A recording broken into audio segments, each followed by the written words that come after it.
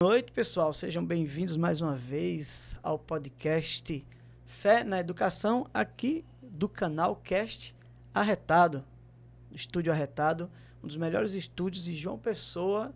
E já lanço aqui o convite para vocês virem conhecer o estúdio. Vem cá, você que quer fazer uma gravação, quer gravar um programa, algum episódio, venha conhecer o Estúdio Arretado. Está aí aparecendo aqui embaixo as informações. Show de bola, viu? Você vai gostar. Então, seja bem-vindo ao nosso podcast. E hoje, o professor André tem um convidado muito especial, um cara que com certeza você vai gostar muito do nosso bate-papo. O nosso convidado hoje é professor Saulo Vital. Professor Saulo, muito obrigado por estar aqui com a gente nessa noite. Fico muito feliz com a sua presença. Um homem difícil, rapaz. Pense numa agenda difícil de conciliar, mas hoje deu certo. Obrigado, professor Saulo. Eu que agradeço, professor André, pelo convite, né? Peço desculpas aí porque na última vez aí que a gente combinou, eu estava num evento lá em Recife e fiquei com medo de não dar certo, né? E acabei pedindo para adiar, mas agradeço aí pela compreensão e também pelo convite. Me sinto honrado, né? Vejo o seu trabalho na internet. Fomos aí irmãos de comunidade, né? Durante muitos anos. E um dia tava em casa e a minha esposa, que vê muito redes sociais, aquele menino lá, André, da comunidade, tá viralizando na internet. Eu disse, deixa eu ver aqui. E aí vi um trabalho muito interessante, né? Com alunos, como educador, como professor. Eu estava até dizendo aqui a André, antes de começar o podcast, que ele me lembra muito um professor que eu tive no ensino fundamental. Era um professor do jardim de infância, na verdade, na alfabetização, de forma até inusitada, porque era um professor homem, né? Normalmente não tem professores homens no infantil, né? E esse professor, toda aula, ele mandava a gente subir nas cadeiras e imitar aquele Paulo Cintura da escolinha do professor Raimundo, né? Aí dizia, saúde é o que interessa, a gente cantava, o resto não tem pressa, né? E até hoje eu lembro desse professor, né? Então, eu tava falando aqui para André justamente dessa importância do lúdico no ensino, né? De envolver os alunos. Então, minha admiração, cara, aí o seu trabalho.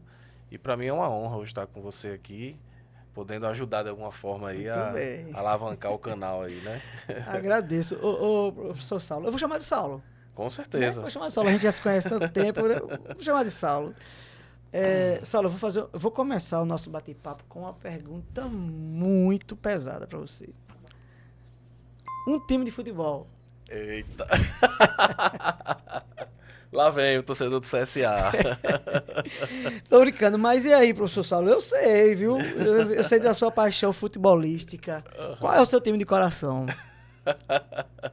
Meu time do coração, toda vez que eu falo, é uma polêmica grande, né? Porque eu não sei se você sabe, mas eu sou pessoense. Sou natural de João Pessoa. Muita gente pensa que eu sou de Campina Grande, mas eu sou natural de João Pessoa, mas torcedor da Raposa de Campina Ah, Grande, meu né? raposeiro. Raposeiro, Torcedor do Campinense. do Campinense.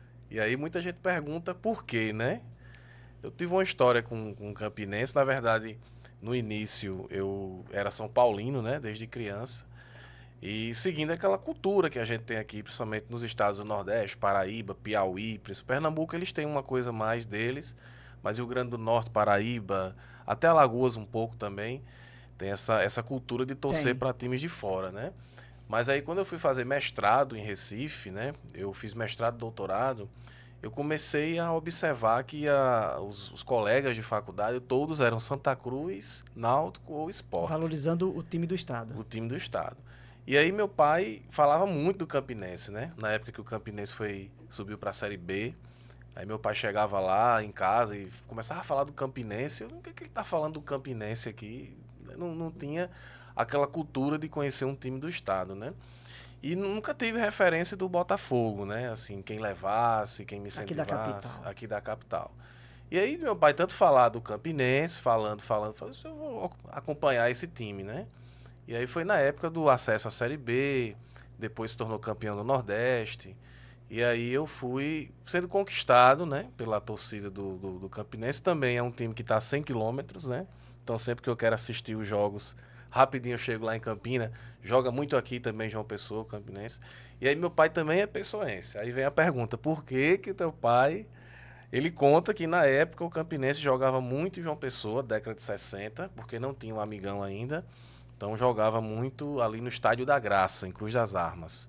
Ele é de lá de Cruz das Armas, né? Pertinho aí. Pertinho, né? O mando de campo, às vezes, era lá na Graça mesmo, dos campeonatos, né? Torneio início, antes do Paraibano, enfim. E aí foi a época do Hexa.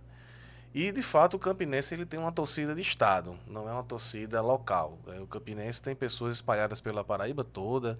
Inclusive, aqui em João Pessoa tem pessoas que são de Areia, do Sertão, são todos raposeiros. E pessoas é tanto que tem uma torcida chamada Rapojampa, uma torcida organizada aqui de João Pessoa.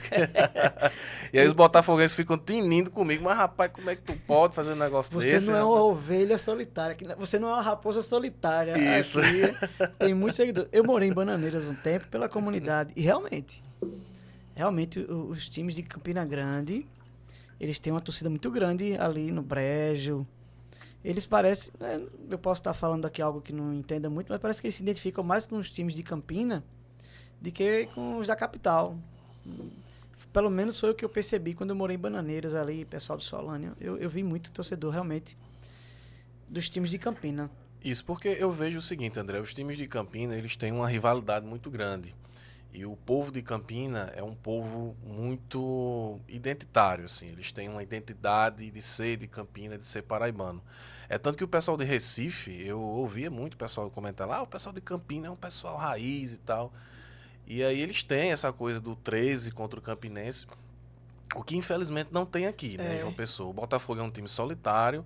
O Alto Esporte não tem essa representatividade não muito tem grande, representatividade, né? Cara. E eles falam lá, muitas vezes, que os times de Campina, na verdade, são rivais, mas são irmãs.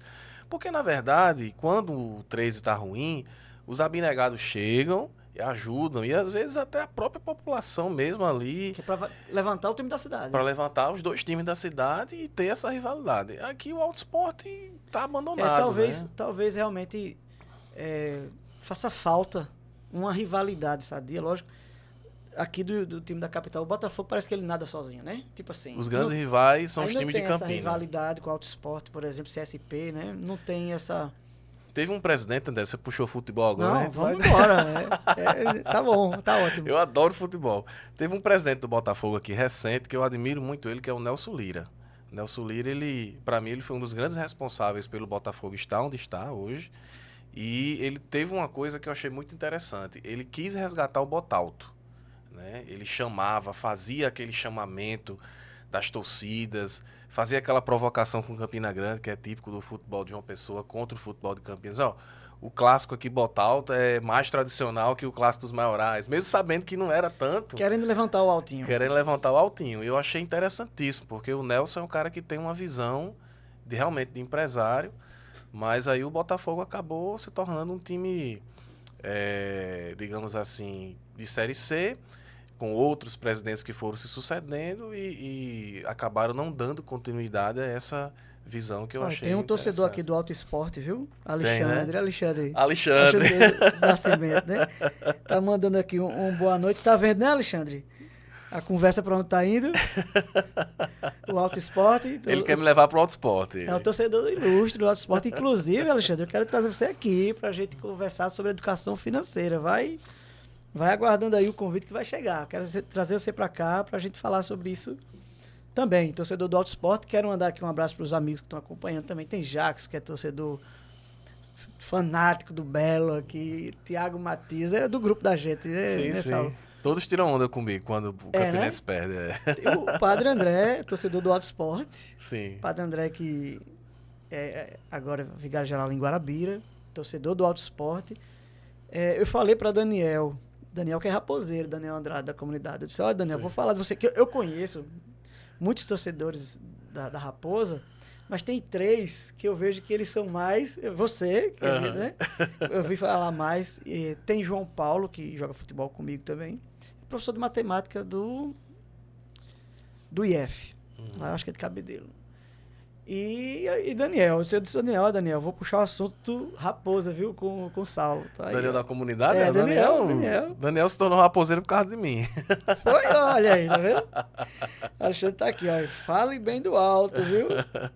Ai, Eu tenho meu uma grande Deus. admiração pelo Alto. Eu até já disse isso a Alexandre, digamos assim, o Alto para mim é um time que traz uma identidade muito forte da cidade de João Pessoa, né? Que é um time que traz as cores, foi um time que nasceu no ponto de 100 réis, né? Então ele traz toda a identidade. tradicional. É tradicional. Tem um nome diferente, um nome que não... Tipo, não é uma Xerox aí pros torcedores do Botafogo. Provocou, viu? Depois vai chegar as respostas. Já Jackson fala aí. Já. E realmente, e o Alto, ele merece um resgate, né? A tradição realmente de fomentar. Eu acho legal. Eu acho legal isso mesmo. Então, olha aí o torcedor raposeiro. Saulo, você disse que teve um professor que, de certa forma, lhe marcou. Na infância ali, ele fazia coisas diferentes e você lembra dele, né? Isso. Então, deixa eu puxar desse... Só não lembro do nome, mas lembro que faz muito tempo, mas lembro me diga claramente. uma coisa, hoje, você é professor da universidade, mas já trabalhou com o ensino básico também, já Sim. foi professor fundamental, ensino médio, Isso, já? Isso, também. Mas, e o aluno, Saulo? Por exemplo, quando você era adolescente, jovem, como era o aluno Saulo na sala de aula? Eita, o aluno Saulo. O aluno Saulo era o seguinte, eu sempre fui um aluno comportado, né? Mas aí, eu, no 6º ano, né, que era a antiga 5ª série, eu comecei a me dispersar muito por causa do videogame, né? Aí toda tarde tinha aqueles playtimes, né? Aqueles negócios que tiravam a minha atenção, né? E aí eu sempre fui um pouquinho ruim em matemática, né? Eu sou da área de humanas, sou geógrafo. E aí eu acabei sendo reprovado em matemática. Aí uma coisa aí do professor universitário, né? Fui reprovado em matemática. Mas eu fui reprovado também. Foi, né? Tá Sou professor hoje e serve até de incentivo, né? Não desista, né? Eu também, eu repeti de ano. Pois é. E aí, minha mãe disse, se você for reprovado, você vai estudar numa escola pública, que eu não vou mais pagar escola particular. Estou sem condições e você vai para uma escola pública terminar o seu fundamental lá. E ela me colocou numa escola chamada Maria Geni, que fica ali na Monsenhor Valfredo Leal, em frente à FPB, que era o antigo Hospital Newton Lacerda. Ali em eu sou meio ruim de nome aqui em João Pessoa, né? Como eu sou de Maceió, às vezes eu sei onde fica, mas se for por nome, onde fica? Assim, perto do Pio X. Pio X. E aí, lá, eu me tornei um pouquinho sapeca, né? Digamos assim. Bagunçou né? um pouquinho. Baguncei um pouquinho, às vezes saía de sala, às vezes pulava um muro, pegava umas brigas de vez em quando. Então... Foi um não era tempo... dos melhores alunos, não. Não era. Sempre gostei muito de geografia, de ciências, né? História também, tanto que minha segunda opção no vestibular foi história. Mas, infelizmente, não tive bons professores de história e geografia no ensino fundamental. Tive uma excelente professora de matemática e uma de português que, inclusive, é escritora de cordel, muito reconhecida, foi homenageada até pela escola da minha filha, agora, que é a Neucimar, a professora Neucimar. Ela foi sua professora? Foi minha professora. Mas de geografia, não. E aí, eu acabei perdendo aquele tine, né, pela geografia, sempre gostei muito de comunicação, de escrever, só vou fazer jornalismo, né? Aí no 3º ano eu tive uma professora muito boa, estudei na Academia de Comércio. Ensino médio. Ensino médio já. Estudei na Academia de Comércio, cheguei ainda com essa veia de bagunceiro, né? Mas ali meados do 2º, 3º ano eu comecei a namorar com minha atual esposa, que é a Amanda, né? E aí eu disse, amor, eu vou estudar pra gente casar. Eita, Eita, mano, olha aí. Vou virar um professor e eu quero ser professor universitário, né? E aí eu tive uma professora muito boa, a professora Maria de Socorro, que eu nem sei onde ela está, mas me incentivou muito, uma professora excelente de geografia. E aí ela me redespertou aquilo, no 3º ano, né? Geografia. Eu estava faltando 6 meses para o PSS, como eu era um aluno até então, até o segundo ano eu fui um aluno meio disperso, eu, tipo, não zerei no primeiro ano, era aquela época do processo seletivo seriado, né? O PSS, ele seria ali um irmão mais velho do Enem, né? Isso. Foi antes do Enem, Foi né? ante- Não era o processo seletivo para entrar Era na faculdade, que né? Na cada universidade, né? universidade tinha o seu, né? Aqui tinha a Copérv, que fazia todo aquele processo. Eu disse, rapaz, eu vou ter que fazer tudo de novo, porque jornalismo tinha uma média de corte de 580 e pouco, alguma coisa assim. Mas aí, faltando 6 meses, essa professora, Maria de Socorro, ela pediu que eu fizesse uma apresentação sobre impactos ambientais e mudanças climáticas, aquecimento global. E aí, quando terminou aquele seminário, ela me chamou e fez: você não pensa em ser professor, não? Você tem um jeito de professor Olha e aí que tal. visão, hein? Você fez o trabalho sobre impacto ambiental. Impactos ambientais. Terceiro ano. Terceiro ano. E ela viu ali. Um germe ali, Olha aí. uma semente de professor. E aí eles, No professora. futebol, uma olheira. Exatamente. E aí eles, professora, na verdade eu sempre gostei muito de geografia, né? Mas eu tive professores que não me incentivaram muito. Ano passado, por exemplo, eu tive uma professora que disse, aqui em sala de aula, que na verdade ela queria ter feito direito, ela não queria ter sido geógrafa, fez porque foi o jeito, né?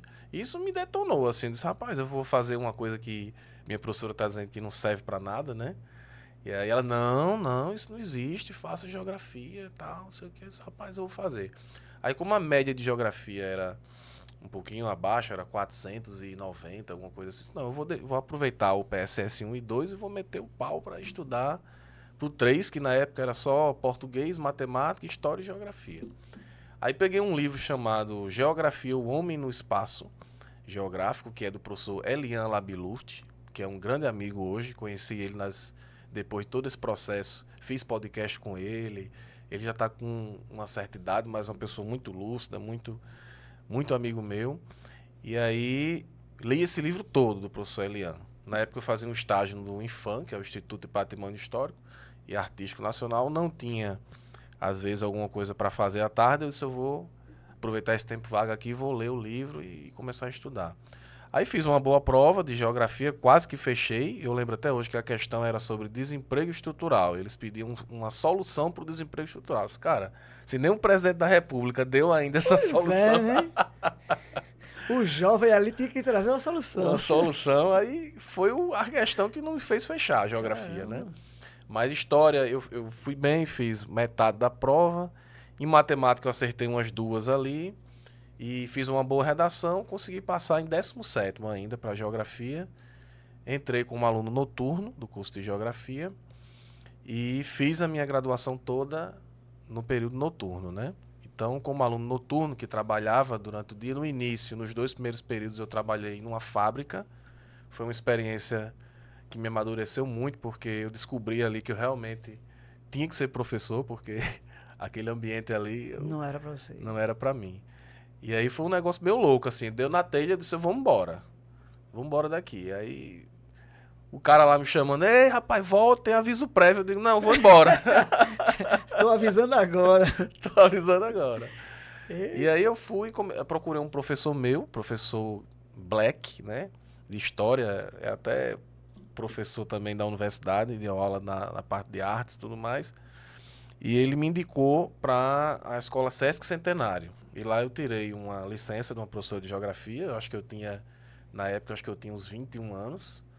E aí essa professora chegou para a turma e fez: esse é o novo professor de vocês. Eu acho que ela estava tão saturada de anos de sala de aula, enfim, que ela estava querendo passar um ano afastada, né? Aí ela chegou e disse: ó, esse aqui é o novo professor de vocês. Tchau, foi embora. Tô fora. Aí a turma, André, começou a jogar peteca e Porque pra eles também, um se pra cara ela tava novo, sendo né? bom, né? Pra eles também tava sendo bom chegar ali mais ou menos da mesma idade, quase, né? 21 anos. 21 anos, novinho. Eles achavam que iam fazer o que queriam, né? É. Aí tanto que essa turma ficou marcada, André, como uma turma que toda vez que eu chegava eu tinha dificuldade de dominar a turma, né? De que eles fizessem silêncio e tal, porque aquela história de que a primeira impressão é que fica, né? E aí, mas depois as demais foi. Inclusive, eu tenho um aluno dessa época, que é o Alisson Bezerra, que é a jornalista, radialista, que faz o programa com o Heron Cid, todo dia às 6 Isso aí que às 6 legal, da né? noite. Foi seu aluno lá no Sesc. Foi meu aluno. Eu descobri um dia desse que o Alisson foi meu aluno dessa época aí, o sexto D. Ele foi da outra turma. E aí é muito gratificante, porque eu vejo hoje alunos meus que já são profissionais, É muito que bom. Né, já estão na É universidade. muito bom. Me sinto um pouquinho velho, né, por conta disso. Mas tu já passou dos 30 já? 38 eu tô. Olha, Jefferson Pérez está aqui mandando um abraço Um para abraço, você. Jefferson. Alexandre Japa, do bombeiro, Japa, né? Dos bombeiros. conheço Tá demais. dizendo aqui Santa Amanda, né? Porque ajudou. Ajudou o homem a melhorar. A Nana Monteiro, que é lá de Garanhuns, Pernambuco, minha irmã, tá dizendo aqui, ele precisa assistir o Clássico das Multidões, CSA e CRB. Olha, não vamos provocar isso aqui, não, que ele já chegou CRB é falando de freguês CRB, da Raposa. Tá? A Raposa é campeão do Nordeste, né? Campeão do Nordeste. Foi que ano? 2013. 2003. Infelizmente, 2002 né? mais um. Né? Mas eu não tenho essa superstição, não. Os raposeiros, os demais raposeiros têm, mas eu falo. Um abraço, pessoal que está nos acompanhando, Telinha, Tetela, tem um bocado de gente aqui acompanhando. Ironia, né? Logo em 2013 o Campinense campeão. Assim, ironia ou sarcasmo mesmo, né? É. Então, olha aí, ó, no ano 13. Ô Saulo, você é formado em geografia, né? Terceiro ano ali pegou essa veiazinha da geografia, a professora teve aquele olhar, né? E acertou, né? Sim. Mas qual área da geografia, assim, você mais disse assim, essa é minha praia, eu vou enveredar por esse lado? André, eu entrei na universidade já sabendo que eu queria geografia física, né? É tanto que quando eu, né, no terceiro ano, com essa mesma professora, teve um dia que ela chegou na sala de aula e disse, professora, a senhora vai falar alguma coisa sobre rocha, sobre minerais, sobre tempo geológico? Aí ela olhou assim e fez, rochas, minerais? Não, acho que ela estranhou porque Tá não programado não, né?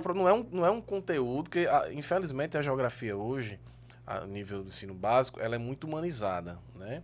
Inclusive, isso é uma discussão que a gente tem travado hoje muito no âmbito acadêmico, essa integração entre a geografia física e humana. É tanto que você vê agora no Enem, foram 90% das questões foi de geografia humana. Aí vai pro lado político, não sei o que e tal. Geopolítica e tal, e esquece da parte física, que é importante também, né? A natureza. Muito importante. Sobretudo com as emergências ambientais e climáticas que a gente tem aí hoje, né? E aí eu já entrei na universidade com essa coisa de eu vou fazer a parte de geografia física, né? E aí eu decidi fazer a área de geomorfologia. O que é geomorfologia? É o estudo do relevo terrestre e da evolução, da origem e evolução desse relevo.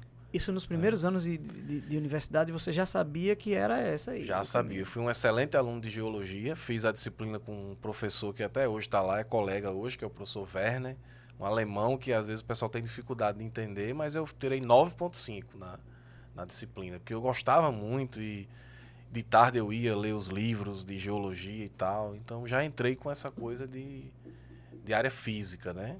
Mas sempre gostei muito da área humana também, mas não queria enveredar por essa área, né? Preferi a área física, né? E aí acabei me especializando, fiz mestrado em Recife, em 2009 a 2011, e doutorado também em Recife, na área de geologia. Geologia. O doutorado foi em geologia mesmo, departamento de geologia. Nisso, dava aula, nesse mesmo período? Dava Estudando aula. e dando aula? Estudando e dando aula. Quando eu entrei no mestrado, eu casei. Eu disse, pronto, Amanda, no mestrado agora a gente pode casar. Tá mais tranquilo, Eu tô né? mais tranquilo, mas ainda não sabia o que era bem a vida. E disse, rapaz, eu acho que Agora dá. o negócio tá... Quando eu casei, esse negócio agora tá apertando, porque a bolsa de mestrado não tá dando, não. Aí eu tive que partir realmente para dar aula. Aí foi quando surgiu um concurso para fazer lá em Marabá, na Federal do Pará. Aí eu disse, Amanda, eu vou fazer esse concurso. Estão pedindo só mestrado, eu já tenho mestrado, vou fazer. Aí, quando eu me inscrevi no concurso, que estava faltando 15 dias para viajar, aí apareceu uma vaga de substituto na Estadual da Paraíba. No campus Você ia fazer a prova lá em Marabá, no Pará. no Pará. Aí, antes de viajar, apareceu essa oportunidade para o seu substituto. Substituto. Eu disse, rapaz, eu tô ganhando a bolsa do doutorado, se eu vou juntar com esse de substituto, eu acho melhor ficar por aqui, para João Pessoa, e esperar um negócio melhor, né? Aí eu fiz o concurso, deixei para lá do Pará e fiz o de substituto aqui na UEPB, passei, fiquei quase 5 anos na UEPB como substituto. Aí fiz o meu doutorado, o EPB, estadual, que é ali no Cristo. Curso de biologia, dava aula de geologia, clima, paleontologia. 5 anos? 5 anos lá. E aí, em 2015 eu terminei o doutorado e fiz o concurso para a Prefeitura Municipal de João Pessoa. Eu fiquei 1 ano ainda como professor de ensino básico na Prefeitura Municipal. Dei aula ali no Anaíde Beiriz, ali na Cidade Verde, aquela área do bairro das Indústrias, por ali. Foi uma experiência bem diferente da minha vida. 1 ano sendo professor na rede pública municipal. Municipal. Já tinha tido... Porque eu comecei a dar aula em 2006, né? Aí fui até 2011, mais ou menos, dando aula de ensino básico. Aí fui para o UEPB. Em 2015 eu voltei e passei 1 ano lá no Anaíde Beiriz. E como é que entra aí o professor universitário? O professor universitário sempre foi um sonho, né? Eu, na verdade, sempre tive o sonho de ser professor, Já né? tinha feito o concurso para... Ia fazer o concurso lá em Marabá. Isso. Ficou como substituto aqui. Mas, se eu não me engano, você foi para o Rio Grande do Norte, Rio Grande do Norte, isso, exatamente. Eu fiz o concurso aqui para... Porque foi o seguinte, quando eu terminei o mestrado, eu queria um concurso. E aí apareceu também, além desse... Esse Marabá foi bem antes, mas... Apareceu um concurso aqui na Federal da Paraíba, para mestre. Nessa época a sala era pequenininha, a gente estava morando no Gás, ali do lado da comunidade, João Paulo II, na verdade, né? Aí a Amanda fazia fono, na época. Eu disse, Amanda, eu vou segurar um pouquinho, não vou pegar aulas, a gente vai ficar apertado aqui uns meses, vou me dedicar 3 meses a estudar para esse concurso. Aí meti o pau a estudar, quando estava faltando 1 semana para o concurso, ele foi cancelado.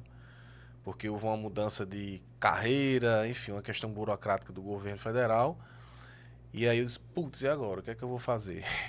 Deixei de dar aula, deixei de pegar colégio. Se preparando para o concurso e na hora H... Na hora H foi embora. E esse mesmo concurso abriu cerca de 1 ano depois para doutor. Aí você não era doutor ainda? Não era doutor ainda. Aí eu disse, não, eu vou fazer, de toda forma eu vou fazer. Aí meti a cara, fui, passei em 3º lugar, porque justamente o doutorado ele fez cair muito minha pontuação na análise de currículo, não tinha o doutorado na época. Aí o primeiro foi chamado imediatamente, 1 ano depois a segunda foi chamada e eu fiquei na vez. Aí o concurso estava vigente ainda, aí eu tentei, na época uma professora se aposentou, só que era da área humana, aí eu solicitei e foi negado. Aí eu fiquei muito mal com essa negativa. Aí foi quando apareceu a oportunidade lá no Rio Grande do Norte. Aí no Rio Grande do Norte eu fui e disse, não, eu vou para lá, vou entrar e depois eu venho para João Pessoa. Aí foi um período difícil, porque nos primeiros anos eu fiquei muito magoado com essa negativa que eu tive aqui e desenvolvi transtorno de ansiedade, né? E aí tive pânico na estrada, tinha vez que eu travava no meio da estrada, né? Você viajava quantas vezes na semana? Eu ia geralmente na terça, voltava na sexta, às vezes na quarta, voltava na sexta. E aí teve uma vez que eu estava dando aula de noite, 10h30, eu disse, vamos embora. Aí peguei as coisas, era uma sexta-feira, me colocaram para dar aula justo na sexta-feira, que eu era novato, né? Novato, toma aí. Toma aí nos peitos, né? Aí eu disse, vamos embora. Aí peguei o carro, quando eu cheguei ali em Soledade, travou. O coração começou a palpitar, eu tremer. Era em qual cidade, Rio Grande do Norte? Eu dava aula em Caicó. Só que Caicó você pega ali Santa Luzia, né? Você desce pra Paraíba e pega Santa Luzia e sobe pelo sertão, BR-230, né? Tu saísse à noite dirigindo? 10h30 da noite. Estrada escuríssima ali, porque a RN entre Caicó e Santa Luzia é um breu. Aí o estresse juntou tudo, né? Aí eu tive um episódio de pânico, né? Aí parei, respirei um pouco, continuei a estrada. Lembro que nesse dia tava uma neblina até assim praticamente 100% em Campina Grande, não dava para ver nada, né?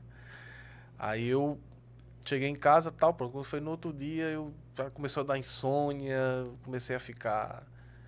Aí eu tive que ir pro psiquiatra, psicólogo, né, fazer tratamento. Aí consegui ainda, depois de um ano, dei uma melhorada, fiquei indo normal, até que em 2020 a pandemia parou tudo, né? E aí eu fiquei em casa aquele tempo. E no meio da pandemia eu consegui a transferência para a UFPB. Cheguei na UFPB em 20 de novembro de 2020. Não tinha ninguém, tinha um pedaço de gente na UFPB, todo mundo em casa, né? Aí eu ficava lá na minha É uma sala. alegria muito grande, né? Quando você recebeu a notícia da transferência. Pulou, todo mundo em casa, se abraçou, né? Você foi sozinho pra universidade, ou pra lá. Só tinha eu na universidade. Era. Você vê, né? Deus abrindo as portas, né? E É uma aí benção. veio acontecendo tudo isso, né? Essa coisa toda das pesquisas, né, que eu venho fazendo, do alargamento, né? Ô, Deus Saulo, vem mas mostrando que tem uma missão, tem uma missão para sim, mim aqui, né? a gente vai falar sobre isso, você é uma referência hoje na área de pesquisa, aqui, geociência que fala, né? Geociência. Isso. Mas você dá aula, Sim. você tá com disciplinas Sim, dou na aula de universidade. geomorfologia para Geomorfologia. geografia, tanto licenciatura como bacharelado. Pronto. E é um presente de Deus, porque eu dou aula na minha área, né? Naquela área que você gosta. Da Você área se que identifica. eu me identifico, que eu fui formado, né, em pós-graduação nessa área, né? É como eu estava dizendo, assim, eu acompanho o seu trabalho há muitos anos, há muito tempo. E já vi você ser convidado para palestras, para entrevistas, para documentários, assim. O professor Saulo, né, eu sei que tem outras pessoas que fazem esse processo também, mas o professor Saulo hoje ele é uma pessoa de referência na geografia de João Pessoa, da Paraíba, do Nordeste, né? Principalmente na área de Geografia física. para mim é uma Ou trava-língua, né? É uma trava-língua. Então, essa parte mais da ciência, da geografia, eu tô achando uma palavrinha melhor. Geo, né? Morfo de forma e logia de estudo, né? Normalmente é um palavrão, mas quando você se No dia a acostuma a dia, falar, né?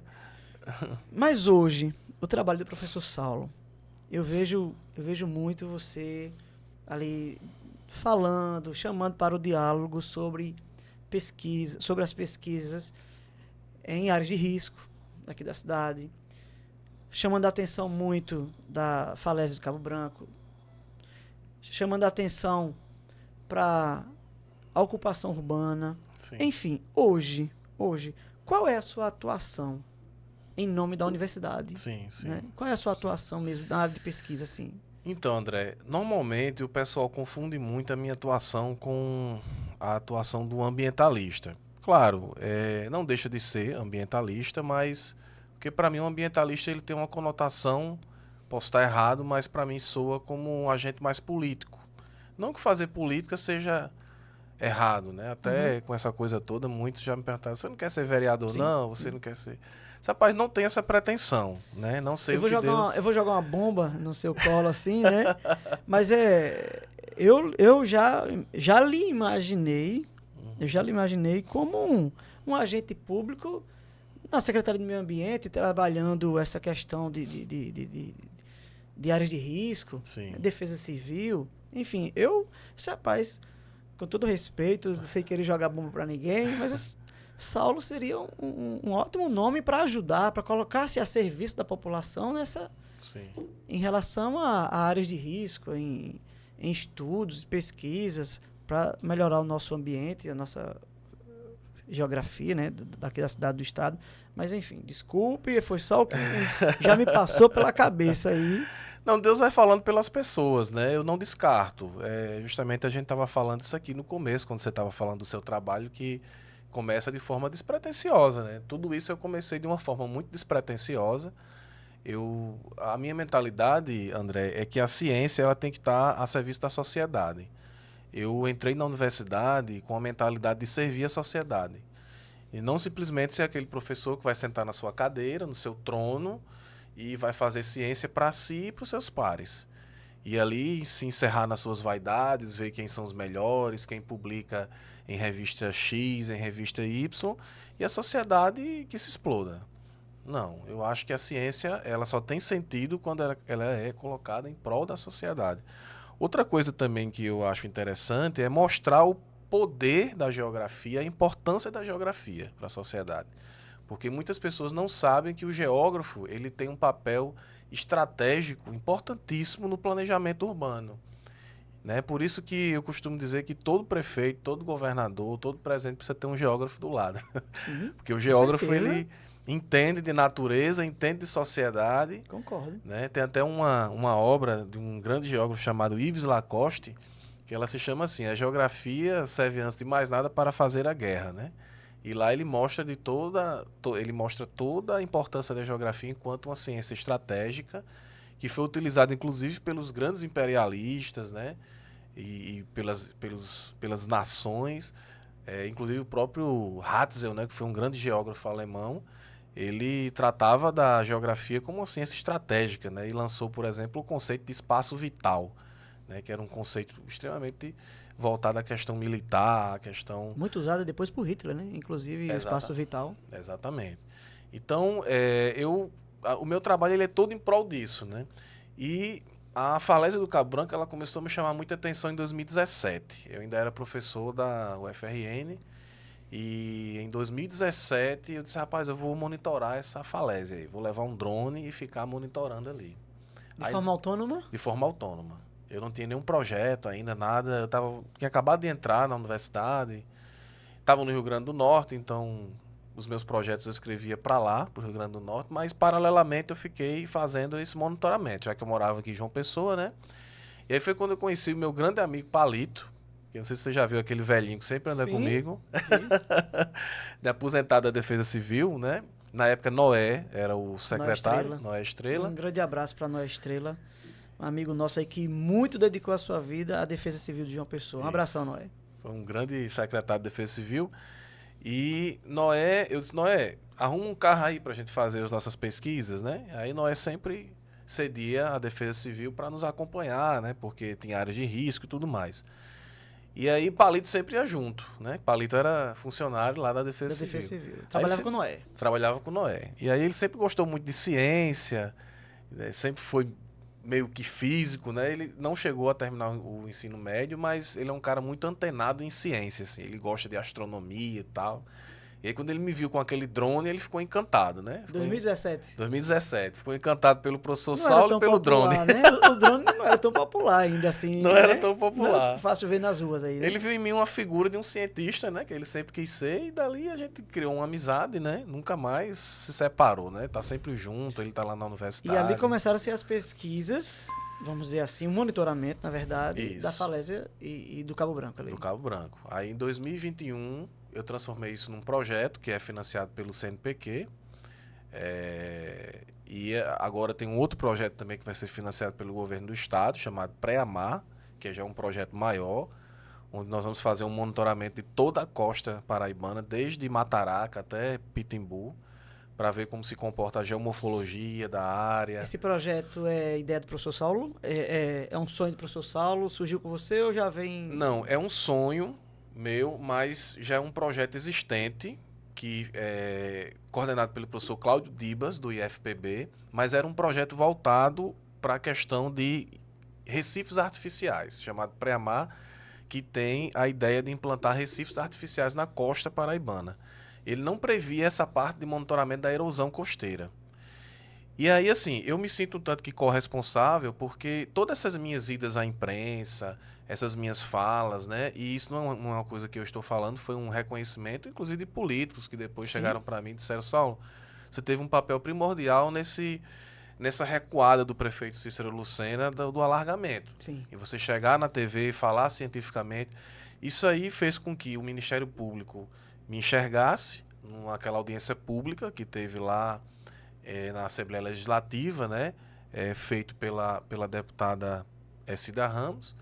E aí eles entraram em contato comigo e pediram que eu me reunisse com o procurador João Rafael que é responsável por essa área lá no Ministério Público Federal, para traçar estratégias, né? E aí nós tivemos uma reunião com o pessoal lá em Recife, o pessoal lá do Departamento de Oceanografia, que nos mostraram um projeto que eles tiveram lá semelhante a esse que a gente está fazendo aqui. Pré-amar. O Pré-Amar, só que era outro nome lá. Era o projeto MAI. Foi feito um monitoramento de Recife, Jaboatão, Olinda, tudo mais. E aí a gente trouxe o Cláudio, trouxe outras pessoas para essa mesa de debate.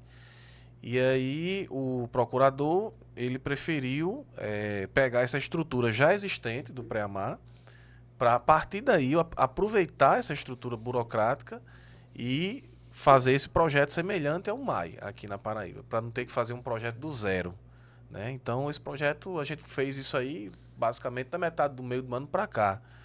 E o projeto já está, inclusive, aceito pela Cinep e tudo mais, nos trâmites finais para ser executado. Se isso fosse feito do zero, eu acho que a gente teria aí mais um ano pela frente para o projeto dar certo. E aí uma coisa interessante, André, é que o Ministério Público, ele provocou uma reunião com as prefeituras, com o Estado e tudo mais, para que naquela reunião se assinasse um protocolo de intenção, firmando, inclusive, um acordo para que não fosse feito nenhuma obra costeira. As prefeituras que têm litoral. As prefeituras que têm litoral, exatamente. De Pitibua, Mataraca. Nessa reunião estava só Lucena, Cabedelo, Conde e João Pessoa. Então, a região metropolitana. Região metropolitana. Aí assinou lá um protocolo de intenções dizendo, olha, até esse estudo ficar pronto, não vai poder fazer nenhum tipo de intervenção rígida na nossa... Muito interessante. Na nossa costa.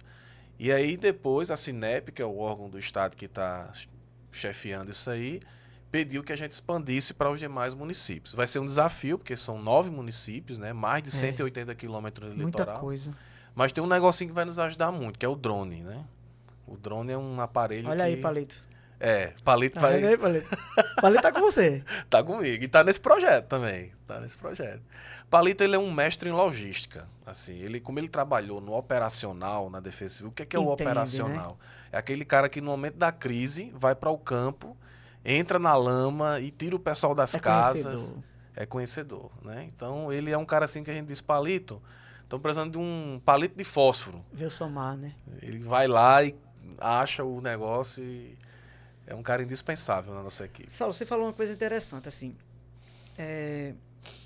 De certa forma, você foi um dos responsáveis, ou talvez o mais, que deu visibilidade a trazer um diálogo sobre o alargamento da praia de Cabo Branco, né? Inicialmente Cabo Branco, não é isso? O alargamento que trouxe a ideia. E aí virou... estava na boca de todo mundo. João Pessoa, alargamento, veja o exemplo de Balneário Camboriú, não sei o que. Havia quem defendesse, havia quem criticasse. Naquela época que começou a falar em um alargamento, eles sabiam realmente do dano que podia causar à natureza ou era só mais estética? Eles tinham noção. Eu digo eles, os idealizadores, o poder público, enfim. Eu creio que sim, André. Eu acho que eles não são ingênuos ao ponto de saber que uma obra dessa magnitude não vai causar impacto.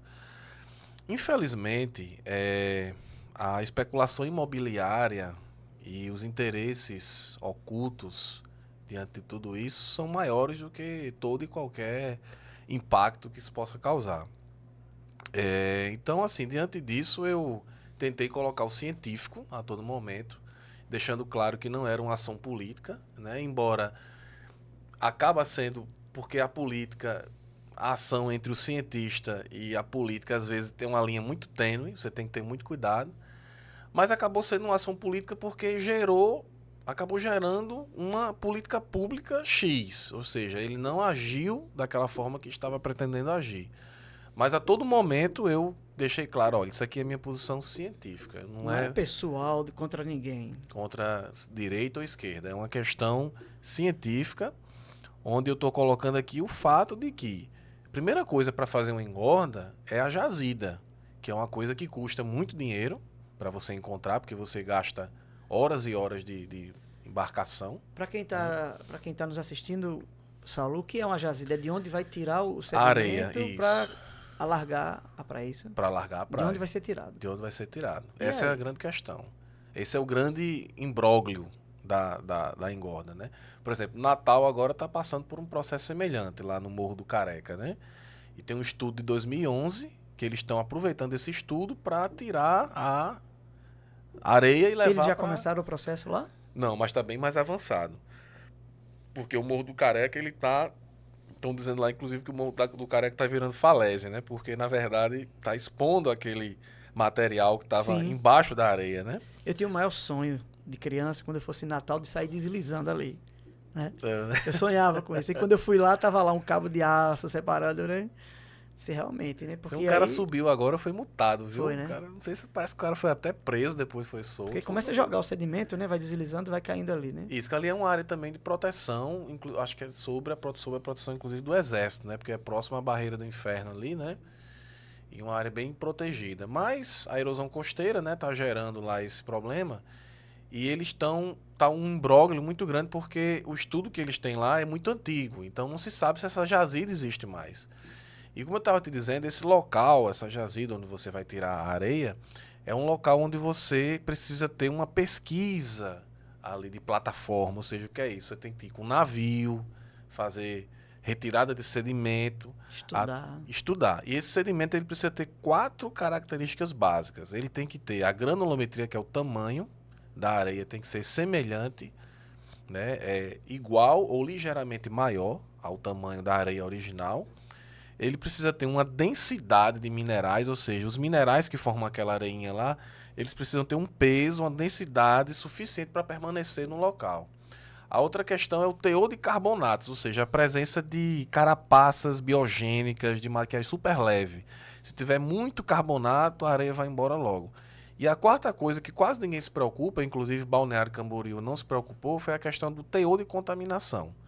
Saber se aquela areia tem metais pesados, se ela pode trazer problemas na balneabilidade, né? Isso aconteceu em Balneário? Sim, sim. Balneário teve relatos de pessoas que... Um surto coletivo, assim, de diarreia. Nossa. As pessoas tiveram lá. E aí, aqui em João Pessoa, pararam mais de falar sobre isso? Então, depois... Ou tá em stand-by? Tá em stand-by. Depois desse contraponto que nós fizemos, o prefeito Cícero, ele viu que ia se desgastar politicamente, recuou, né? E aí está focando agora suas forças na falésia. E junto com ele a gente foca também as nossas lá. Mas qual é o foco da prefeitura na falésia? É um foco terrível. Que é fazer uma estrada passando por baixo da barreira. Isso vai gerar... Você vai ter que ter obras de contenção pesadíssimas para segurar essa estrada. Sem contar que você vai destruir a paisagem da falésia, porque a falésia ela é uma feição geomorfológica, ela é um tipo de relevo que ela tem como seu componente principal a erosão. À medida que a erosão vai agindo sobre ela, aquele barranco, digamos assim, para ser mais didático, ele vai sendo modelado, né? A erosão costeira ela vai expondo as diferentes cores daquela sedimentação que tem ali na falésia. E aí dá uma visão belíssima, né? Daquela feição que chama muita atenção, né? Tem uma ideia de passar uma estrada? Uma estrada ali embaixo. Uma estrada. Eu não estou conseguindo imaginar. Aonde hoje tem aquelas pedras... Isso. Como é que chama? Enrocamento? Enrocamento. Aonde hoje tem aquele enrocamento... Isso. Eu ainda não consigo imaginar. Inclusive ele quer usar já aquele enrocamento como uma espécie de... Base, sei lá. De base, para passar a estrada ali. Aí você, Olha. Para a estrada não ir embora pela erosão marinha, você vai ter que fazer uma série de quebra-mares ali. E aí, cara, o grande problema é a erosão que isso pode causar a norte. Porque existe uma corrente chamada corrente de deriva litorânea, que ela vai levando a areia e distribuindo na costa. Mas quando você fala norte metropolitano ou norte do estado? Ou os dois? O norte geográfico mesmo, ali em direção a Cabo Branco, Tambaú. Então aqui na cidade mesmo. Na cidade já mesmo. Jacinto aqui na própria cidade. Isso. Por exemplo, aí o que seria que, na sua visão de geógrafo, que poderia causar? Diminuir a faixa de areia? Isso. A minha grande preocupação é o impacto que uma obra dura na falésia ela pode causar na praia de Cabo Branco. É o que aconteceu com a construção do Hotel Tambaú. Isso, exatamente. Só que numa proporção maior. Numa proporção maior, porque o Hotel Tambaú, ele é uma espécie de um espigão. O que é o espigão? É um obstáculo que você coloca assim, que ele segura a areia que vem e fica represada ali. E se você fizer isso, a falésia vai ser muito pior, né? Porque, naturalmente, a falésia, ela fornece material para as praias. Ou seja, teve até um repórter que uma vez ficou horrorizado. Não, peraí, a falésia precisa erodir? Eu disse, precisa erodir. É natural, né? É natural. É natureza, né? Eu não sou da área, não, mas a gente vê ali que a erosão da falésia, ela é natural. Quer dizer, ela tem Uma componente uma natural. componente natural, Só né? que aí, o que é que está acontecendo? O pessoal ocupou na parte de cima e essa ocupação ela começou a aumentar um outro tipo de erosão que não é a marinha, é a erosão das chuvas ali em cima. Ou seja, a água cai naquela avenidazinha chamada Avenida Atlântica, que está interditada hoje. O asfalto. E aí, como ela não infiltra a água, ela ganha energia e começa a erodir a falésia. E aí forma aquelas que a gente chama de cabeceiras de drenagem, que são como se fosse uma meia-lua. Inclusive tem uma em frente ao farol do Cabo Branco. Assim, do ponto de vista do progresso, né? As estradas, construções, ou beleza, né? Estação Ciência, aquela coisa toda. Mas, do ponto de vista Geomorfológico. geomorfológico, é uma tragédia, né? Aquelas construções ali em cima, É uma né? tragédia. E nós temos tentado reverter esse processo. Ontem mesmo eu fiz um videozinho lá com a equipe de alunos mostrando que a gente está fazendo alguns ensaios de infiltração para mostrar, por exemplo... Cara, foi incrível ontem que a gente fez um teste de infiltração. A gente usa um infiltrômetro, que é uma espécie de um cilindro assim de 15 por 10 de diâmetro por 15 de altura, que a gente enterra no solo e faz um ensaio para ver o quanto de água está infiltrando. Vocês fizeram isso ontem lá na Ontem falésia? A gente, Lá na no Cabo barreira, Branco? na parte de cima. Levou os alunos lá. Isso. E aí, quando a gente fez o teste ali em frente ao farol, que é onde está mais agredido, o solo compactado, tipo assim, é meia hora de experimento. Eu acho que se encheu novamente o cilindro uma vez, foi muita. A água demorou a descer, ela foi... Cara, quando a gente fez ali, no Bosque dos Sonhos, que é uma área arborizada, a água... Olha só. Desceu, acho que umas 5 vezes. Ali próximo à Estação Ciência, foi rápido, assim, foi coisa de 30 segundos. Quando a gente botou a água... É onde tem um asfalto ali. Isso, mas a gente fez na parte arborizada, mostrando que onde tem árvores, a infiltração ela é rapidíssima, né? E aí, assim, o equilíbrio da falésia depende dessa infiltração. Se você diminui essa infiltração, a água começa a escoar por cima e ampliar aquelas feições erosivas, né? Em um mundo paralelo, na minha cabeça aqui, em um mundo paralelo, seria necessário tirar o que o homem colocou ali em cima. Sim, sim. Nós temos proposto, por exemplo, um reflorestamento daquela área ali. Pegar a Avenida Atlântica inteira e fazer pontos de reflorestamento. Aí há quem pergunta, sim, mas vai segurar o mar? Não, a nossa pretensão não é segurar o mar. A nossa pretensão é fazer um reordenamento urbano para que a natureza ela possa seguir o seu curso. E claro, com uma vegetação ali, o processo erosivo ele vai retardar e ele vai ser muito mais lento, né, do que ele hoje está. Ele está numa rapidez, né, ele está muito acelerado, né? E com a vegetação não, você vai retardar esse processo erosivo, trazer ele a níveis mais próximos do natural. E cara, assim, vamos pensar em estratégias, já que você tem equipamentos ali como o farol do Cabo Branco, a Estação Ciência, vamos pensar em estratégias primeiramente voltadas à rearborização, para tipo assim, estancar essa sangria, e depois a gente pensa em alguma intervenção na parte marinha, que não seja tão impactante, que retarde um pouco o processo, mas que não cause um impacto. Já ventilou-se uma ideia de colocar recifes naturais, né? Ali, mas não sei se... Na verdade, é uma área que tem muitos corais, recifes de corais ali. É o que protege a barreira, de certa forma. Aquela ideia de colocar artificial. É artificial. Teve um projeto chamado... teve um projeto que foi financiado pela própria prefeitura em 2011, que eles chegaram a desenhar alguns quebra-mares ali entre os corais. Não seria uma coisa tão rígida. Eu lembro disso porque eu gosto de pegar minhas ondinhas, né? Eu sou surfista. E aqui, em João Pessoa, nós somos carentes de ondas, né? É mais para quem vai pro litoral, sul. Sul, né? Barra de Gramame ali Barra é de bem, né? Gramame, né?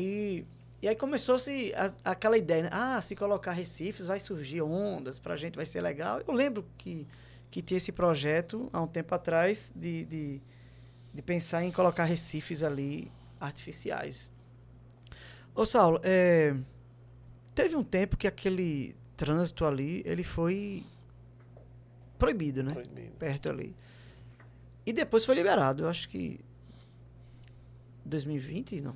Quando foi ele Eu acho que foi mais recente. Houve uma liberação mais parcial, porque não tem É uma condição. faixa, né? É uma faixa naquela área do Gulliver ali subindo.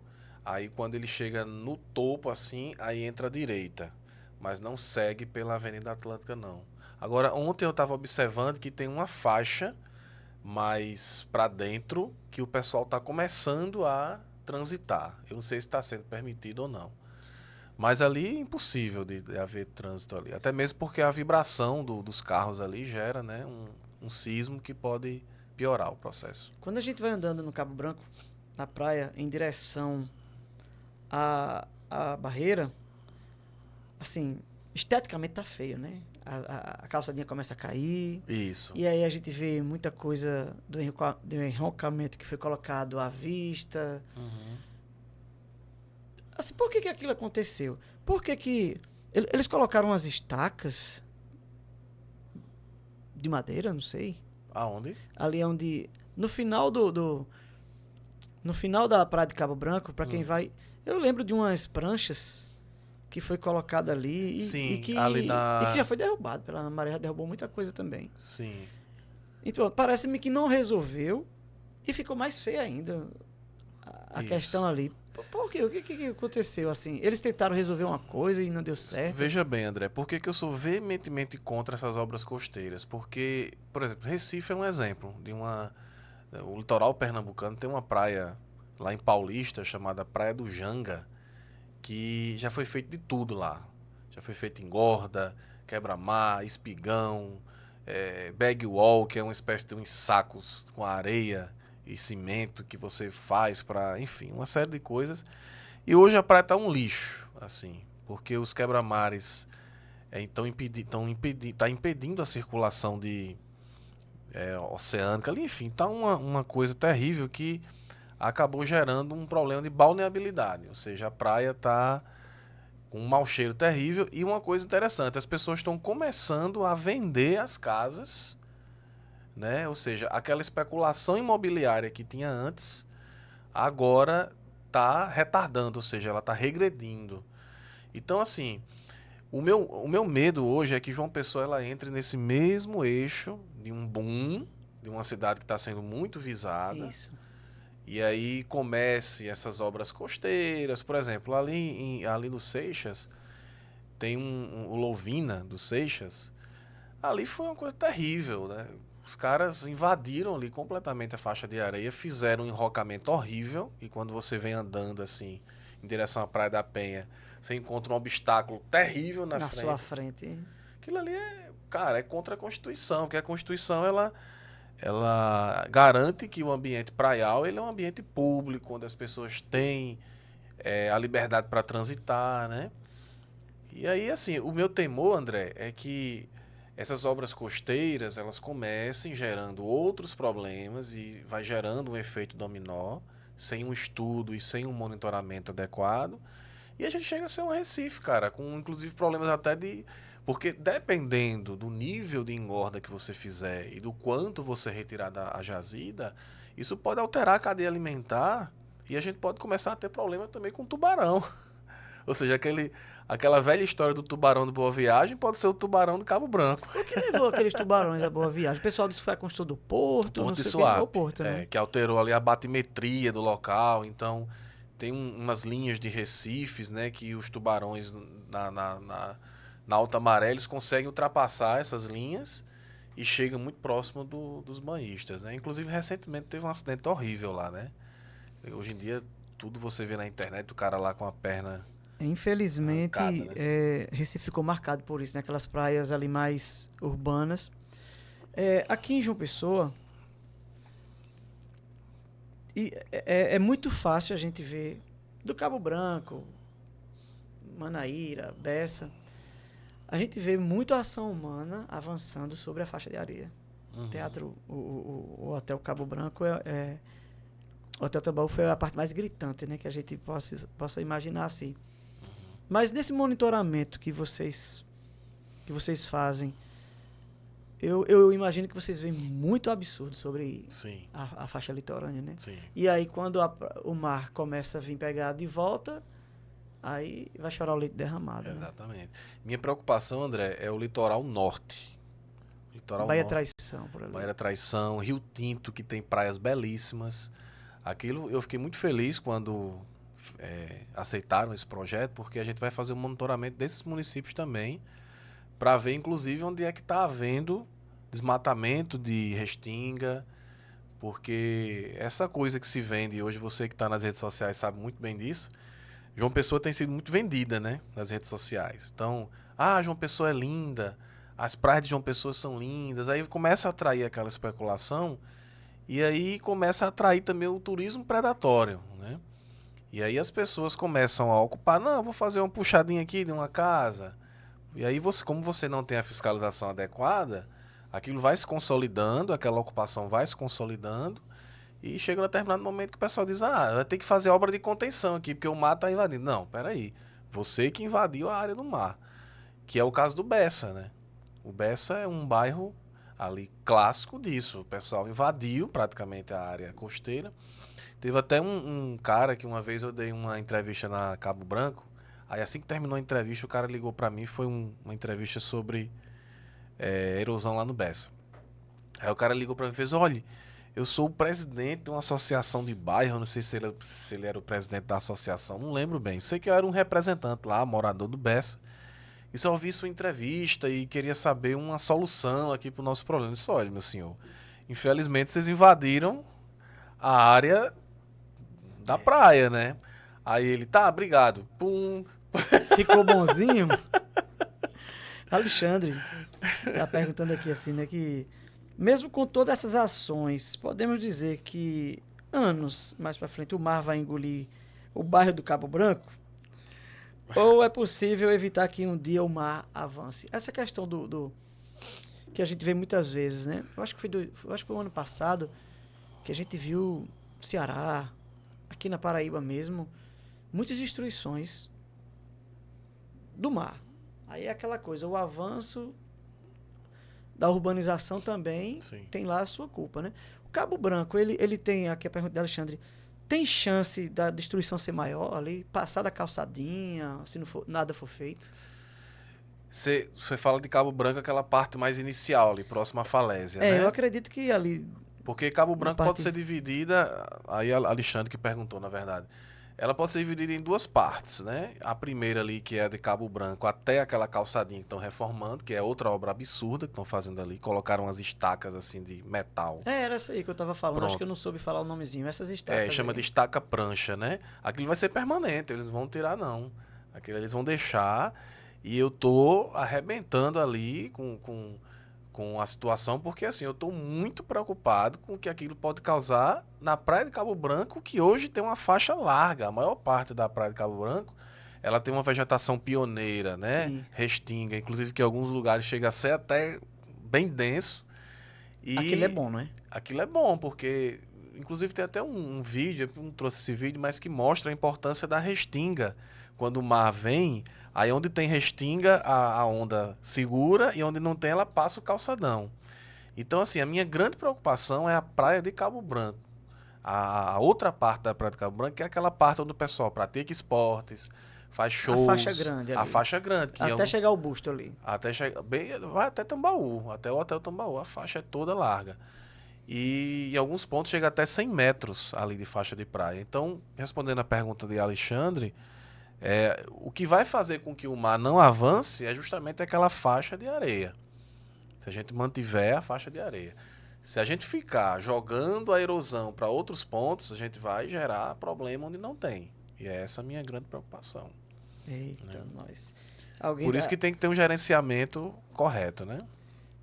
Alguém está perguntando aqui, o nosso litoral sul, o que falar dele, né? Na verdade, sim, o litoral sul, por exemplo, Jacumã, né?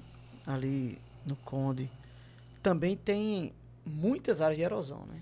Tem sim, tem uma das áreas mais preocupantes é aquela área de Carapibus. Tem as falésias ali de Carapibus, né?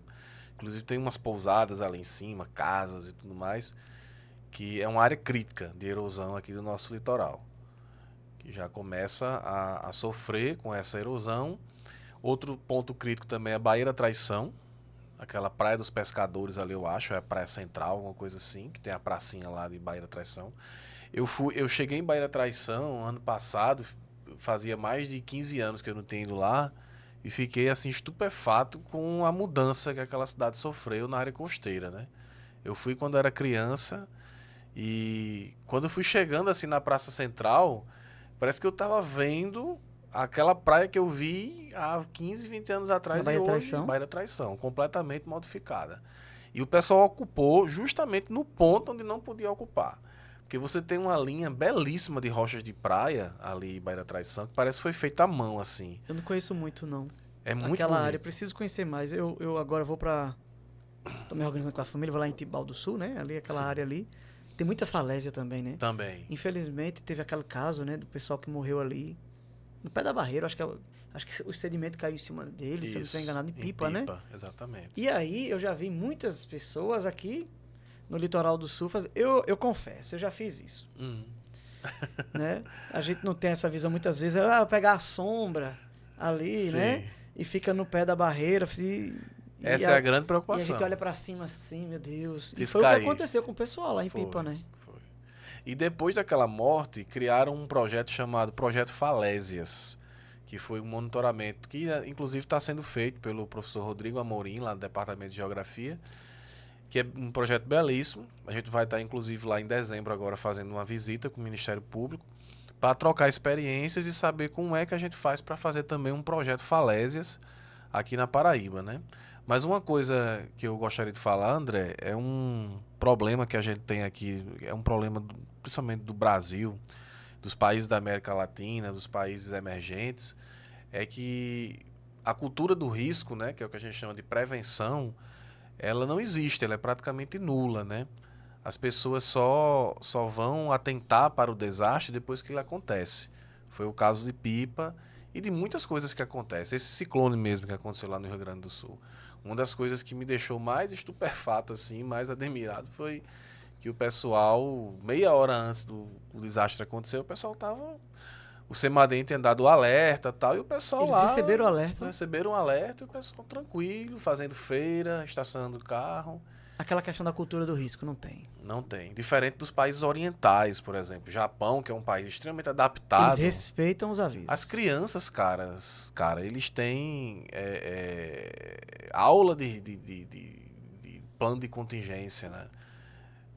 Tipo, eles fazem ensaios, né? Toca a sirene. Terremoto, tsunami. Terremoto, aí as crianças saem todas em fila, assim, e tal. Ou seja, já aprende desde o infantil ali a agir, Nós somos né? carentes dessa cultura, né?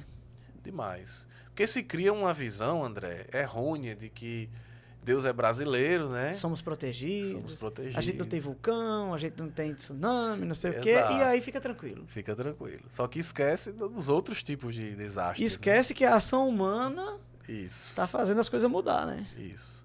No Brasil eu posso enumerar as enchentes, um primeiro grande desastre nas cidades. João Pessoa está passando hoje por um problema seríssimo de impermeabilização do solo. Qualquer chuvinha que dá em João Pessoa acima de 50 milímetros já é um alagamento. A outra coisa também é a erosão costeira, que é um grande problema que nós temos.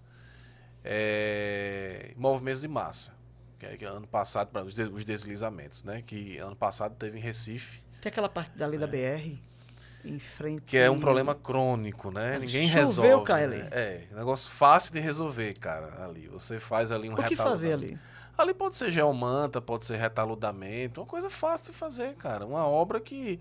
Eu acho que o prefeito Cícero Lucena deveria estar preocupado em resolver aquilo ali e não fazer coisas erradas na falésia, estrada na falésia, né? Acho que ele deveria estar preocupado com aquilo ali, que é uma coisa que não exige um aporte financeiro muito grande para fazer, É uma Porque linha. choveu, deslizou aquilo. Pois é, cara, e aquilo ali pode gerar um acidente grave. Porque no momento que houver um deslizamento ali, o pessoal vier não vê uma velocidade rápida ali, você pode ter um engavetamento seríssimo ali naquela área. Então chama a atenção aí dos nossos governantes para que, antes de qualquer coisa que seja feita na praia, espere aí o pré-mar, enquanto isso vai resolvendo lá a questão da barreira do Cabo Branco. Olha só, Saulo, Cabo Branco não, do Castelo do Branco. Castelo Branco ali, da barreira, né? Da barreira da BR, né? Olha, a gente tem conversa para uns 3 podcasts aqui, olha lá, viu? E é, né?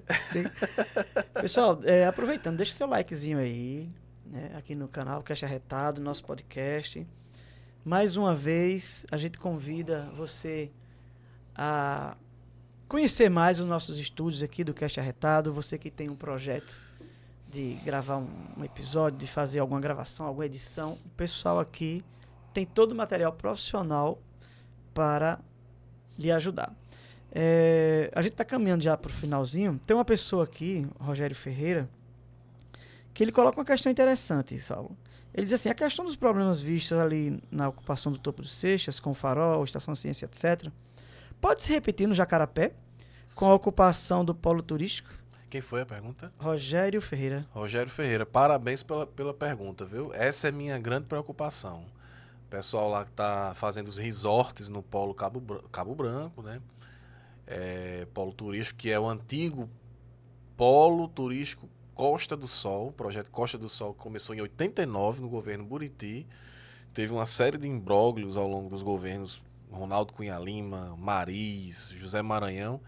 E agora foi dado um start, né, para realmente ocupar aquele polo. Estão obedecendo até certo ponto a PP, que seria uma faixa de 100 metros da escarpa da falésia até o ponto onde está construindo. Só que a gente sabe que, numa situação de mudanças climáticas e com a ocupação também desse resort, ela pode favorecer a outros tipos de ocupação. Ou seja, pode ser que o resort ele não ocupe de fato a APP, mas estradas de barro, zonas de acesso, pessoas subindo, pessoas descendo, pessoas passando. Ou seja, vai ser uma área ocupada, né? E num cenário de mudanças climáticas, a gente pode ter um futuro aí próximo, 50 a 100 anos, né? Sendo até um pouquinho otimista, da erosão poder vir a atingir esses resorts, né? Porque ali é uma falésia viva, né? Então, me preocupa muito esse projeto do polo lá de Cabo Branco e precisa de um monitoramento também, sabe? Então, parabéns aí, Rogério, pela... Eu tenho aqui, eu acho que mais umas 2 questões pra gente. É por isso que eu digo, olha, tem muita coisa. O professor Saulo, gente, ele é referência quando a gente fala agora, questão do monitoramento aí, das áreas de risco, do litoral paraibano, assim. A gente chama a atenção do poder público, né? Senta na mesa, conversa, veja as pesquisas, né? Por que não chegar junto, fazer essa parceria? É uma das coisas que eu quero perguntar ao professor Saulo também. Existe hoje um diálogo aberto entre o poder público e a UFPB, entre a parte das pesquisas, entre esse setor que você está aí? Existe hoje essa parceria, primeiro, do poder público, prefeitura, governo do estado. Existe essa parceria com o Ministério Público dá um aporte. E nessa mesma leva, a Defesa Civil de João Pessoa e dessas cidades. O que é que você pode me dizer aí? Te vira, joguei a bola aí pra você. Você jogou uma batata quente pra mim, viu, André? Veja bem, falando primeiramente da parceria, do diálogo com o poder público, eu sempre falo da participação do Ministério Público, sempre dou os créditos ao Ministério Público. Realmente o Ministério Público tem feito um trabalho formidável através do procurador João Rafael, que chamou a universidade e a prefeitura à mesa. Tivemos já algumas reuniões e realmente, por causa do Ministério Público, esse diálogo está sendo feito. Se não fosse o Ministério Público, eu acho que o que estaria acontecendo seria esse bate-bola, né? Imprensa, políticos... Um jogando para o outro. E universidade, né? Então, o Ministério Público realmente trouxe à mesa, disse, vamos colocar aqui os projetos, foi o grande responsável por esse pré-amar plus, digamos assim, que é um pré-amar expandido, e esse trabalho que estamos fazendo na falésia. Porque hoje nós estamos em duas frentes. Um é o pré-amar, que é a parte marinha ali, e a outra é o topo da falésia, fazendo reuniões com a prefeitura, com os secretários, e ver como é que vai ser operacionalizado, como é que vai ser feito esse reflorestamento. Tenho notado uma certa resistência da prefeitura em relação ao reflorestamento, mas é uma coisa inevitável, né? Tem que haver e estamos mostrando a partir de dados. Sobre a defesa civil, né, na época de Noé, nós tínhamos um excelente diálogo com a defesa civil municipal. Como eu disse, a gente tinha acesso total a eles, transporte, parcerias de trabalhos, enfim, produzia dados para a defesa civil.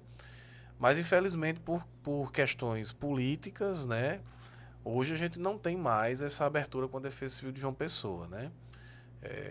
Por conta meramente de questões de direita e de esquerda, o cara lá não quis mais conversa com a gente, né? Já na Secretaria Estadual, a gente tem um excelente contato com a Márcia, né, que é a coordenadora estadual de Defesa Civil, que inclusive nos procurou para um projeto, para uma parceria, e é uma pessoa extremamente aberta a parcerias.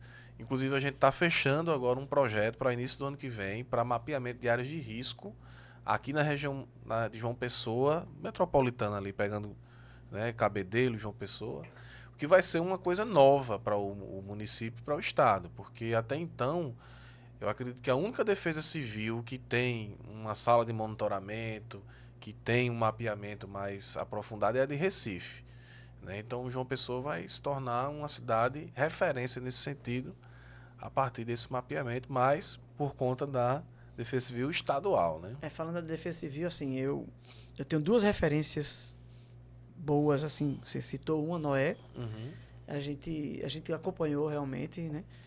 E Fernando, não sei se você conheceu o Fernando Cabedelo. Sim, Fernando que Cabedelo. faleceu ali no Covid. Um grande amigo meu, Era o secretário estadual. Fernando... Acho que era o secretário estadual, ele.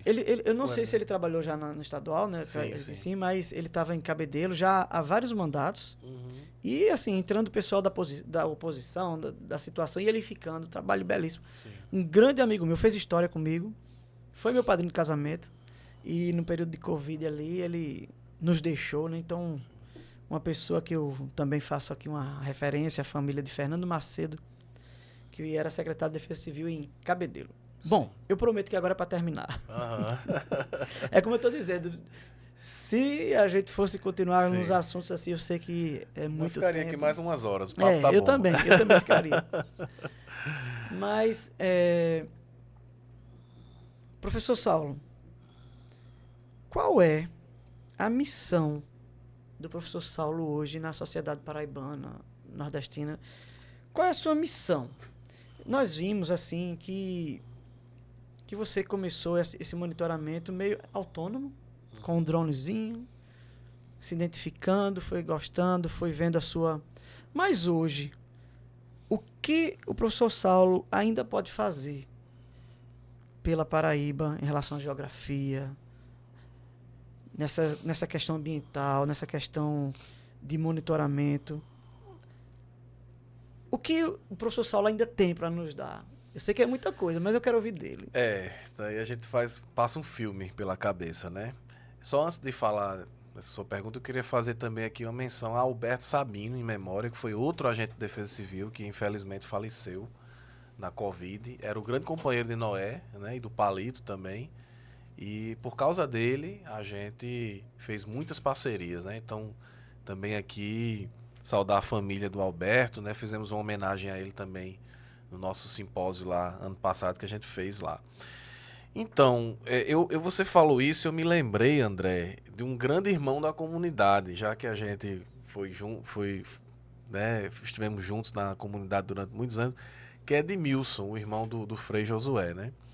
Quando eu estava no mestrado e passando todo aquele perrengue, Sarinha pequenininha, Amanda estudando, a gente morou num local onde, às vezes, né, eu queria estudar e não conseguia porque as pessoas faziam barulho, às vezes até de propósito, né?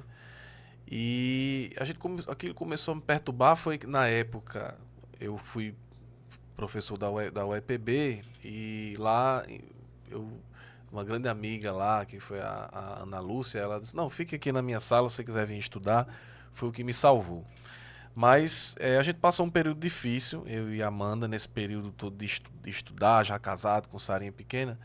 E aí teve um dia que na comunidade Edmilson chegou pra mim, aí fez, olha, eu tava rezando por vocês e Deus colocou no meu coração que tem uma pessoa que tem muita inveja de vocês, que faz barulho à toa, que quer perturbar mesmo a vida de vocês. E que, assim, muita coisa está conspirando contra o futuro de vocês, né? Mas você, Saulo, você vai ser professor da Federal, você vai escrever muitos livros e você vai ser referência num assunto que ninguém vai saber, mas Olha você vai ser só. referência nesse assunto. Rapaz, hoje tudo isso está se cumprindo, André. Toda vez que acontece alguma coisa nova disso que ele falou, eu lembro de Edmilson. A profecia. A profecia se cumprindo, nessa história da falésia, dos livros que eu estou escrevendo. E engraçado que quando eu passei no concurso para a Federal do Rio Grande do Norte, eu disse, cheguei para ele todo feliz, fiz, Edmilson, uma parte da profecia já se cumpriu, eu sou professor da Universidade Federal do Rio Grande do Norte. Ele fez, não, você vai ser professor da Universidade Federal da Paraíba. E lá você vai cumprir uma grande missão. Olha a ousadia, né? Pois a ousadia do Espírito Santo. Então, assim, eu me lembro muito, eles que não se preocupassem. Outra grande profeta na nossa vida foi Josélia, que uma vez chegou pra gente e disse, olha, vocês vão sair desse lugar e vão para o lugar de vocês. E naquela época eu não tinha nenhuma perspectiva de comprar apartamento em canto nenhum. E eu disse, meu Deus, como se fará? Porque apartamento tá tão caro. E a gente procurou apartamento no Valentina, procurou apartamento em vários locais distantes do centro da cidade. E Deus conseguiu um lugar pra gente lá nos bancários, ali do lado das 3 ruas, próximo ao meu futuro trabalho, que hoje é o meu trabalho. Olha só. E estão fazendo uma obra agora que vai atravessar ali, vai ser 800 metros para chegar no meu trabalho. Um cara que trabalhava a 400 quilômetros de João Pessoa. Com aquele estresse, naquele momento lá do Rio Grande do Norte. Isso. E quanto eu sou agradecido a Deus por tudo isso. Deus seja louvado. Então eu estava até dizendo para minha irmã hoje que eu tenho uma missão hoje na ciência, né? A minha missão hoje na ciência é mostrar a importância de um cientista cristão, de um cientista temente a Deus, mas pé no chão e muito já provado e testado. Claro que só tenho 38 anos. Muita coisa pela frente muita ainda. coisa pela frente. Muito serviço ainda pela nossa cidade, pelo nosso estado. Isso. E, assim, vejo Deus guiando mesmo. Muitas coisas que eu não tenho pretensão, mas Deus vai mostrando, olha, é por aqui o caminho, haja assim. Eu vejo muito carinho de Deus no meu caminho hoje, sabe? Então eu não vejo minha missão hoje na ciência como uma missão à parte de Deus, não. Eu acho que o que eu faço na minha... É uma escolha de Deus. É uma escolha. E outra coisa, Carlos, né? Carlos uma vez chegou pra mim e disse, olha... Carlos Santana. Carlos Santana a gente se conhecia desde criança, né? A gente começou a tocar junto, cantar junto, antes de ir para a comunidade. E foi quando eu comecei a fazer o curso de geografia. A gente ficava conversando na casa dele. Aí ele fez, rapaz, eu tava rezando e Deus colocou assim, geografia não é por acaso para tu. Geografia não é por acaso. Aí pronto, até hoje eu carrego isso também na mente. As profecias, né? Que Deus foi pavimentando na minha vida e... Então, com certeza, a gente vai ouvir falar muito do professor Saulo em prol das questões da nossa cidade, do nosso estado, suas obras, você está falando aí dos livros, né? E quando o livro já tem livro lançado ou está em processo, está trabalhando? Tenho livros em parceria, né? Uma das grandes conquistas minhas, assim, atualmente, foi um capítulo de um livro que eu escrevi com um grande geógrafo brasileiro, que é o Antônio José Teixeira Guerra, que é um cara que eu sou fãzaço dele. Antes de entrar na universidade, eu li todo o dicionário dele, geológico, geomorfológico, e sonhava em conhecer aquele cara, né? E hoje nós somos amigos e ele me chamou ano passado para escrever um capítulo em um livro dele, qual me sinto muito honrado. Inclusive dar um abraço aí pro meu amigo Guerra, né, que vai ser homenageado ano que vem aqui no Simpósio Brasileiro de Geografia Física Aplicada, que vai ser aqui em João Pessoa. vai reunir geógrafos do Brasil todo, do Rio Grande do Sul ao Amapá, e ele vai ser um dos homenageados. Agora, tem um sonho sim de escrever um livro autoral, assim, próprio, só meu, entendeu? Mas isso vai durar mais um pouquinho, porque eu acho que livro é uma coisa que o pesquisador ele tem que amadurecer E é um como eu pouquinho disse, mais. você tem muita coisa pela frente ainda. Tem muito a servir ainda a sociedade paraibana, a sociedade pessoense, com as suas pesquisas, com o seu trabalho. Então, mais uma vez, a gente, né, para terminar, a gente faz esse convite mesmo ao setor público, né? Vamos conversar, né? A nossa cidade precisa, né? É muito bonito ver o projeto que está acontecendo na universidade com o professor Saulo e tantos outros em prol da sociedade paraibana, né? Então, vamos sentar, vamos conversar, nós precisamos. Japa está dizendo aqui, Deus seja louvado, que testemunho bonito. E vou terminar. Pedro Henrique está dizendo aqui, parabéns, professor Saulo. E vou terminar com um comentário de Amanda. Amanda Vital. Quem será? A esposa, aquela que deu jeito também lá no início. E tá dando até hoje.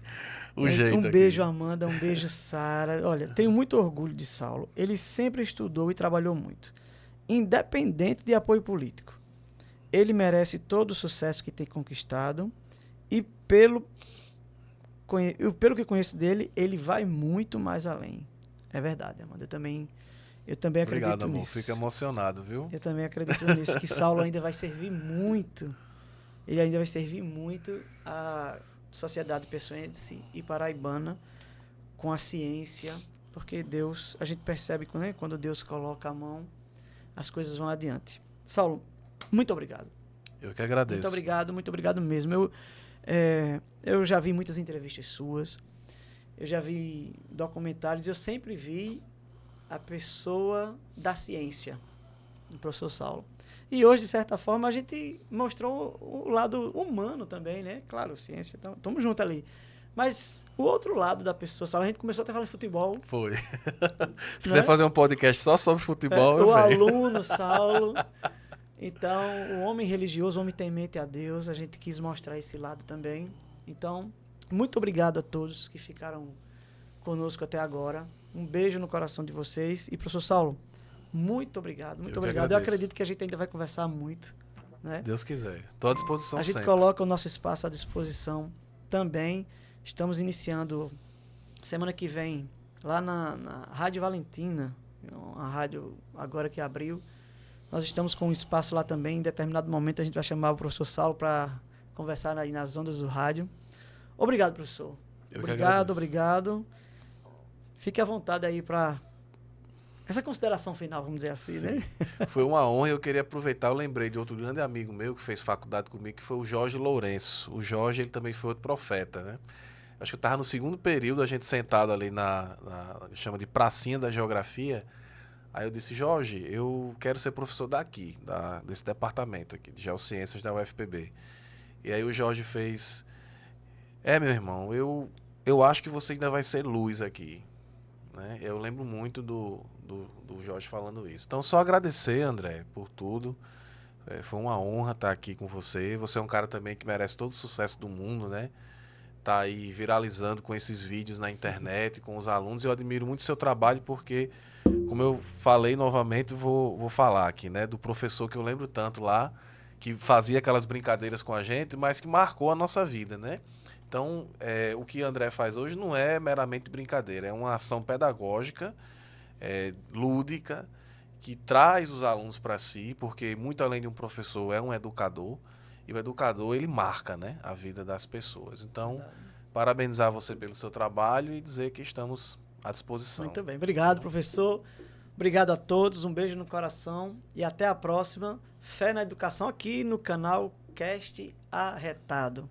Um abraço, até a próxima. Valeu.